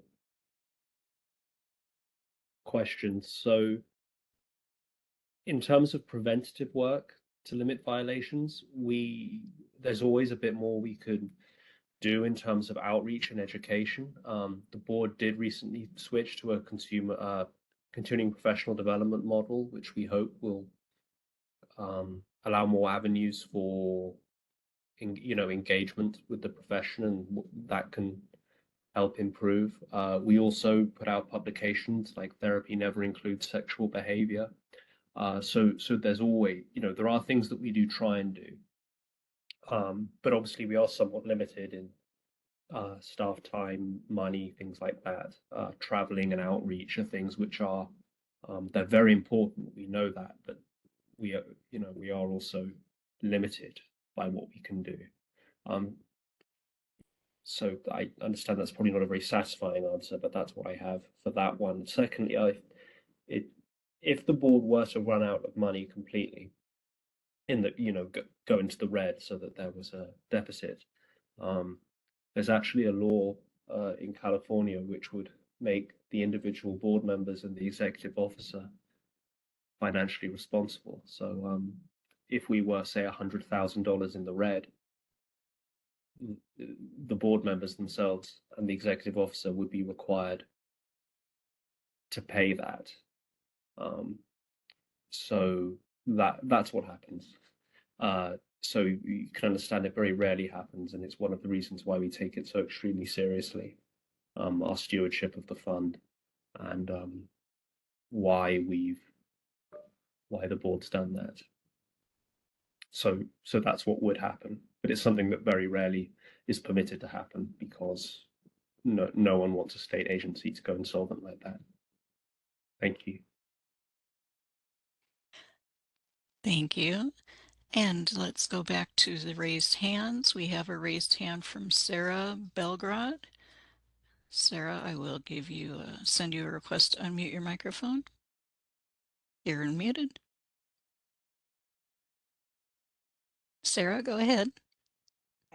Thank you for taking my question. So I've been hearing a lot of comments from people who sound very surprised at the amount of this increase. And I think there was a question from Dr. Harrell touching on what California or the BOP would do about keeping psychologists in California. And I have a similar question because I'm just wondering if we can practice in other states without moving to another state and do telehealth, or move to another state and save money. I'm just wondering, when you guys did the analysis, did you account for attrition? Like how many psychologists you might lose who might move to another state or just not want to pay this fine, and then you're not going to achieve, even with the 1% buffer, the amount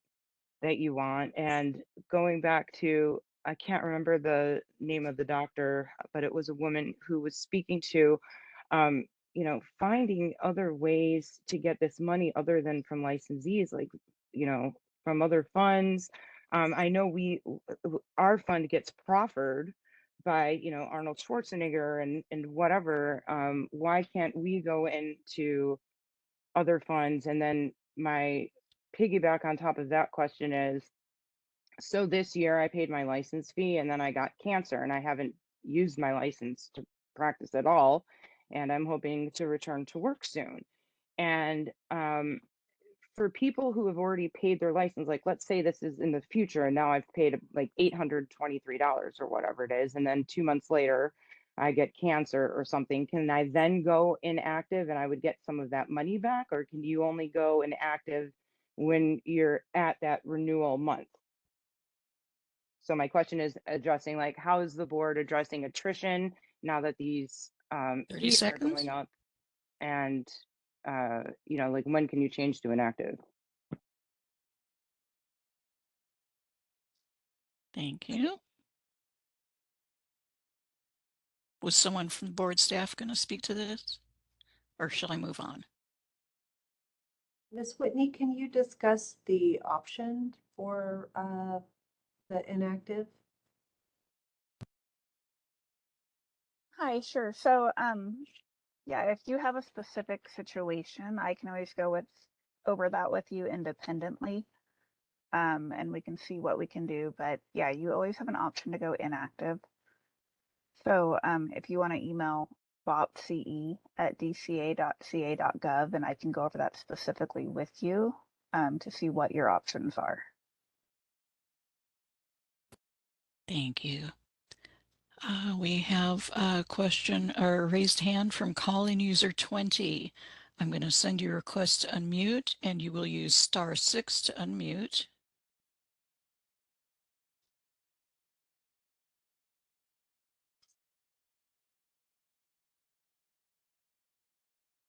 And you're unmuted.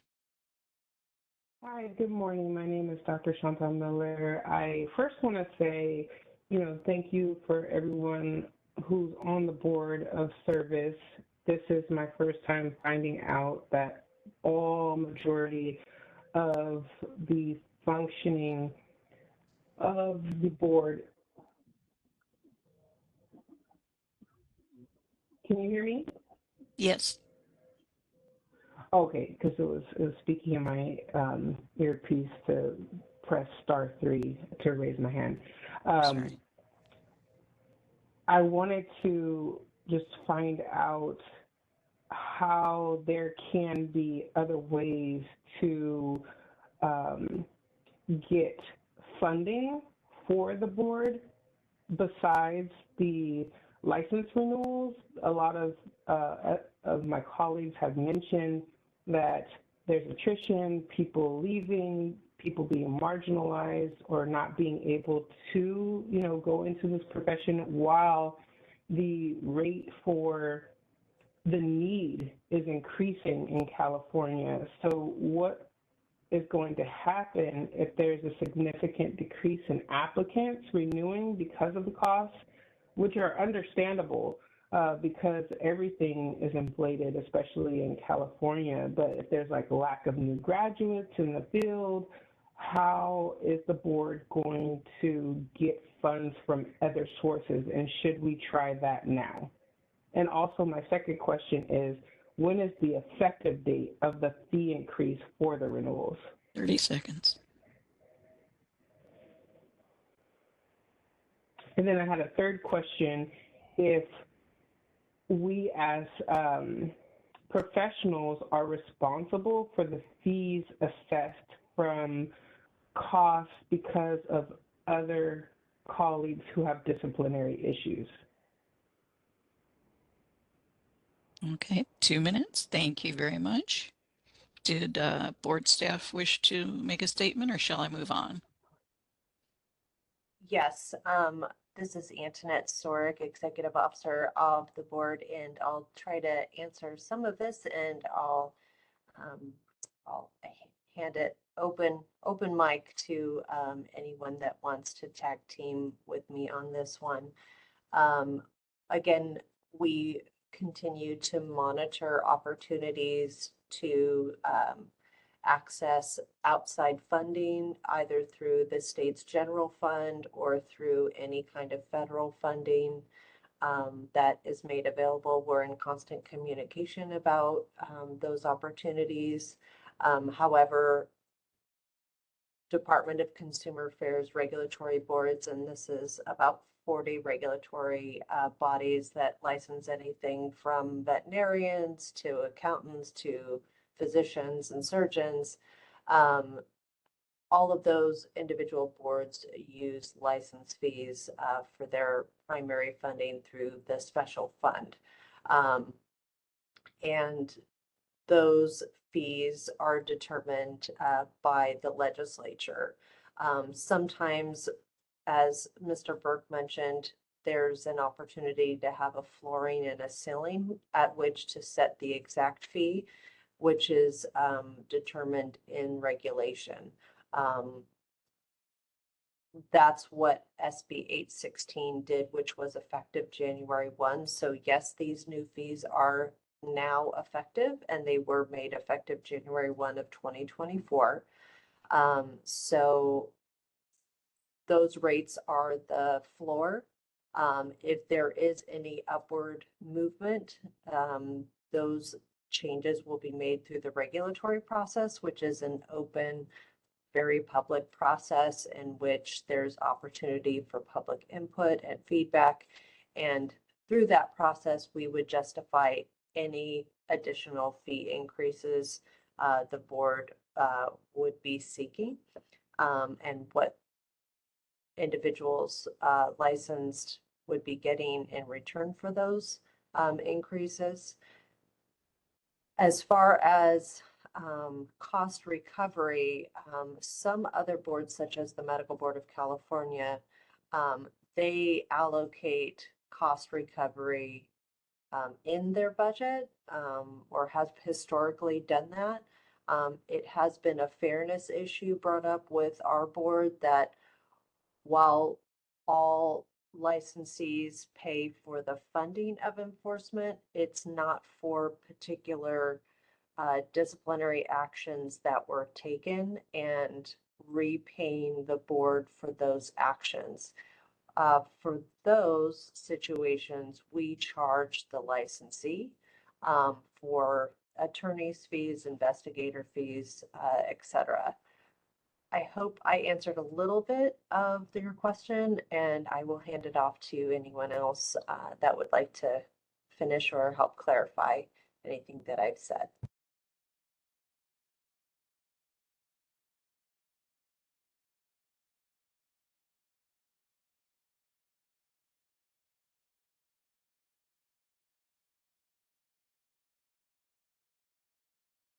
Okay, this is the moderator. I will go ahead and move on to other questions. Let's see, Regina Kentner. Oh, my apologies. Dr. Sandoval was next. Let's go ahead and Dr. Sandoval, I sent you a request to unmute your microphone.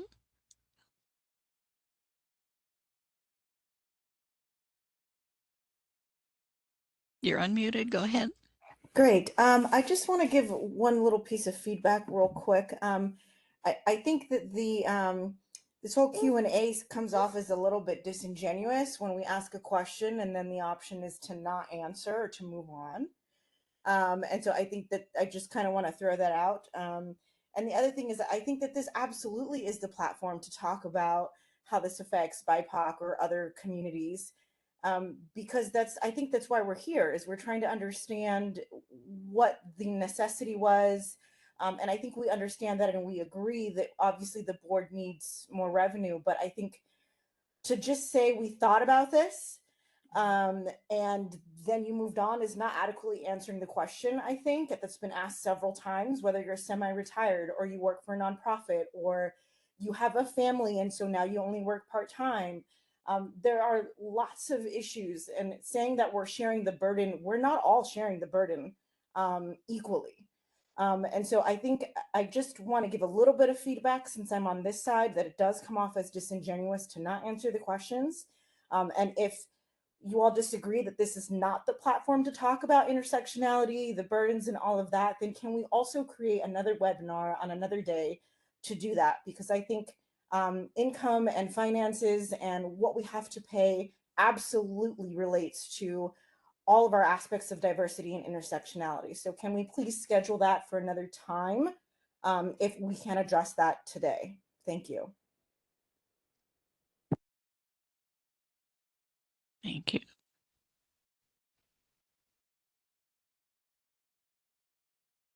Let's see, our next comment is from Ryan Daniel. I'm sorry. Go ahead, sorry. Ms. Fisher, thank you so much.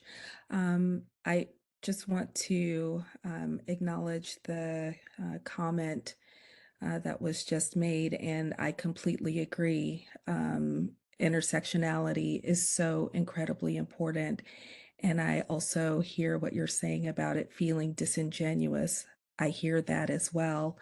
As a board member, I would be completely open to having a separate forum to explore those kinds of issues because this, while this is a financial matter, we understand that that has real world and real life applications for the lives of not only applicants, but also licensees who are trying to enter the field and trying to remain in the field. I also hear the concerns and comments about attrition as well. And so how will that implicate, or what will the implications be for our budgetary concerns if many licensees actually end up leaving the state? So if that is available, I, as a board member, am open to that and am certainly willing to talk with board staff about a separate forum to address those concerns, because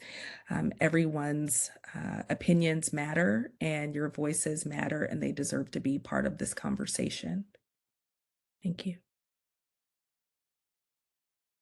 Thank you. I believe I'm turning it back over to the board.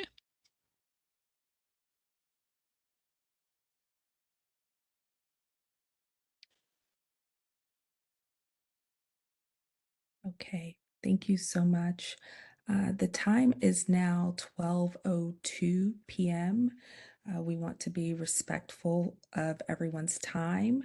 We also understand that we did not get a chance to answer all of the questions. There are still many hands that are raised. If you see here on the screen, you can feel free to email the board at bobmail@dca.ca.gov for additional comments, questions, concerns that you'd like to have addressed. In order to get CPD credit, I will actually turn this over to Ms. Whitney for final notes on that. Ms. Whitney.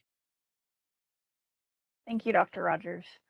Thank you for attending our informational fees webinar today. You will receive 2 hours of CPD credit for your participation.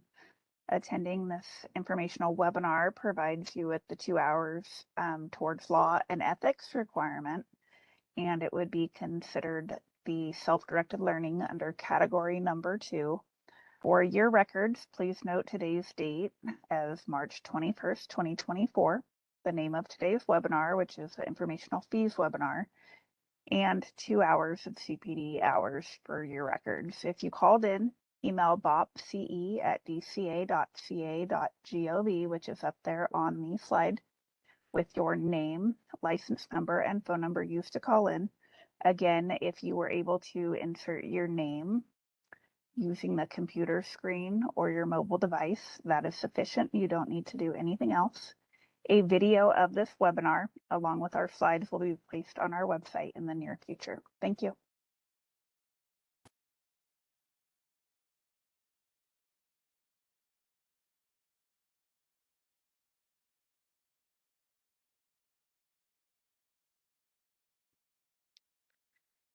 The time is now 12:04.